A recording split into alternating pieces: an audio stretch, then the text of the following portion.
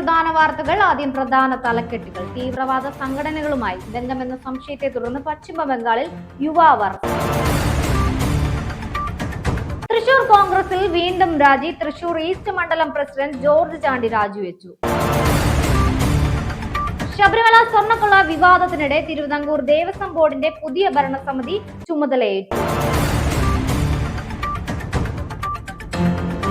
വാർത്തകൾ വിശദമായി. തീവ്രവാദ സംഘടനകളുമായി ബന്ധം എന്ന സംശയത്തെ തുടർന്ന് പശ്ചിമ ബംഗാളിൽ യുവാവ് അറസ്റ്റിൽ. ലുധിയാന സ്വദേശി ജൻസൂർ അൽ അമീനെയാണ് NIA അറസ്റ്റ് ചെയ്തത്. ഇയാളെ ചോദ്യം ചെയ്തു വരികയാണ് അന്വേഷണ സംഘം.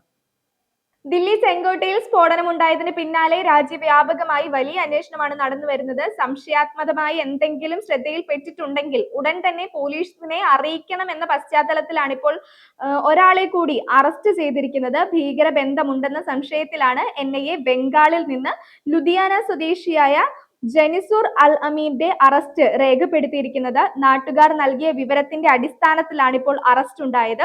ഇയാളുടെ കൂടുതൽ വിവരങ്ങൾ ശേഖരിച്ചു വരികയാണ്. ഇയാളുടെ ഫോൺ അടക്കം പോലീസ് കസ്റ്റഡിയിൽ എടുത്തിട്ടുണ്ട്. ഏതെങ്കിലും തരത്തിൽ തീവ്രവാദി സംഘടനയുമായി ബന്ധമുണ്ടോ, ദില്ലിയിൽ നടന്ന സ്ഫോടനത്തിൽ ഇയാൾക്ക് ബന്ധമുണ്ടോ തുടങ്ങിയ കാര്യങ്ങളായിരിക്കും ഇപ്പോൾ അന്വേഷിച്ചു വരുന്നത്.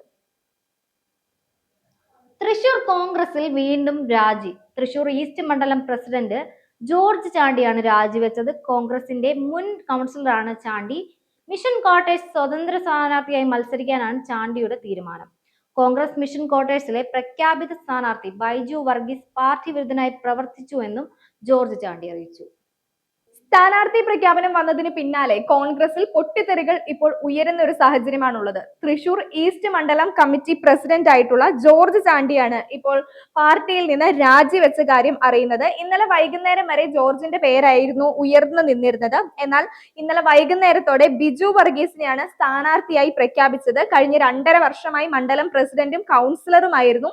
ഇന്നലെ വൈകുന്നേരം ഈ തീരുമാനം അറിഞ്ഞിരിക്കുന്നതിന് പിന്നാലെ ബിജു വർഗീസ് പാർട്ടിയെ എതിർത്ത് നിന്ന വ്യക്തിയാണ് തുടങ്ങിയ ആരോപണങ്ങളെല്ലാം ഇപ്പോൾ ശക്തമായി ഉയരുന്നുണ്ട്. നിലവിൽ പാർട്ടിയിൽ നിന്ന് രാജിവെച്ച് സ്വതന്ത്രനായി മത്സരിച്ച് ജയിക്കുവാൻ തന്നെയാണ് ഇപ്പോൾ ജോർജ് ചാണ്ടിയുടെ തീരുമാനം. ശബരിമല സ്വർണ്ണക്കൊള്ള വിവാദത്തിനിടെ തിരുവിതാംകൂർ ദേവസ്വം ബോർഡിന്റെ പുതിയ ഭരണസമിതി ചുമതലയേറ്റു. പ്രസിഡന്റായി മുൻ ചീഫ് സെക്രട്ടറി K ജയകുമാറും അംഗമായി മുൻ മന്ത്രി രാജുവും സത്യപ്രതിജ്ഞ ചെയ്തു.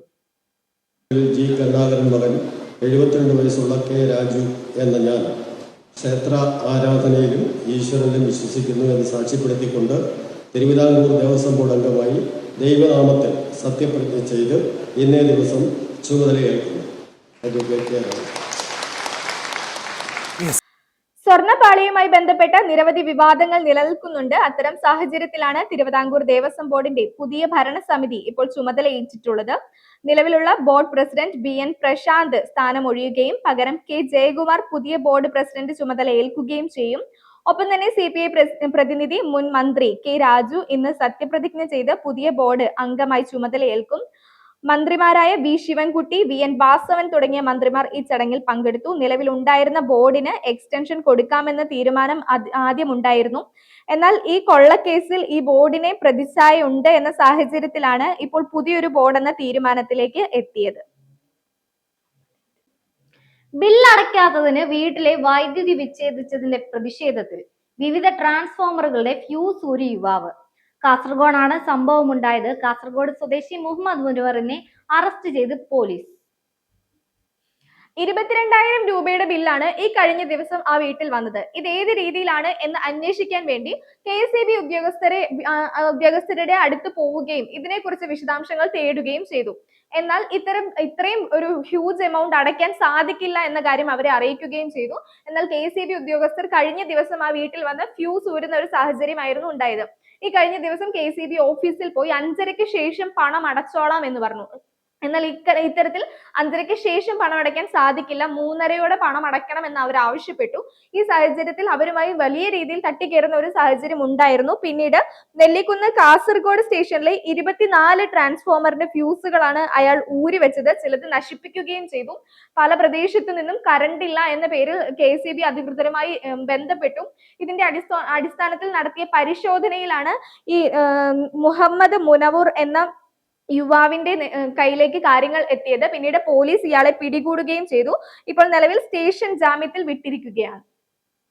സഞ്ജു സാംസൺ ഇനി ചെന്നൈ സൂപ്പർ കിങ്സിന് സ്വന്തം. താരക്കൈമാറ്റം ഔദ്യോഗികമായി പ്രഖ്യാപിച്ച് IPL. 18 കോടി രൂപയാണ് സഞ്ജുവിന് പ്രതിഫലമായി ലഭിക്കുക. സഞ്ജുവിന് പകരം ജഡേജയും സാം കരണും രാജസ്ഥാനിലേക്ക്. ടീമിനെ നയിച്ചതിന് ചേട്ടന് നന്ദി എന്ന് രാജസ്ഥാൻ റോയൽസ്. വണക്കം സഞ്ജു എന്ന പേരിലാണ് താരത്തെ CSK വരവേറ്റത്. രാജസ്ഥാന്റെ ക്യാപ്റ്റൻ ആയിരുന്ന സഞ്ജു ഇനി കളത്തിലിറങ്ങുക ചെന്നൈക്ക് വേണ്ടിയായിരിക്കും. 18 കോടിയാണ് സഞ്ജുവിന്റെ വില. പകരം ജഡേജയും സാം കരനെയും രാജസ്ഥാനിലേക്ക് മാറ്റിയിട്ടുണ്ട്. CSKയിലും ഓപ്പണർ ആയിട്ടായിരിക്കും താരം കളത്തിലിറങ്ങുക എന്നാണ് അറിയാൻ കഴിഞ്ഞത്. ക്യാപ്റ്റൻ സ്ഥാനം സഞ്ജു ആഗ്രഹിക്കുന്നില്ല, അത് ആവശ്യപ്പെട്ടിട്ടുമില്ല.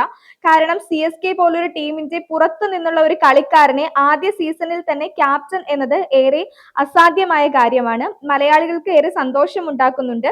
ദൈവത്തിന്റെ സ്വന്തം നാട്ടിൽ നിന്ന് സിംഹത്തിന്റെ മടയിലേക്ക് സ്വാഗതം എന്ന് പറഞ്ഞാണ് ചെന്നൈ സോഷ്യൽ മീഡിയ പ്ലാറ്റ്ഫോമിലെല്ലാം തന്നെ വീഡിയോകൾ പങ്കുവെച്ചത്. വണക്കം സഞ്ജു എന്ന പേരിലാണ് സഞ്ജുവിനെ ചെന്നൈ വരവേറ്റത്. ന്യൂസ് ബുള്ളറ്റിൻ പൂർത്തിയാകുന്നു. പുതിയ വാർത്തകളുമായി വീണ്ടും കാണാം.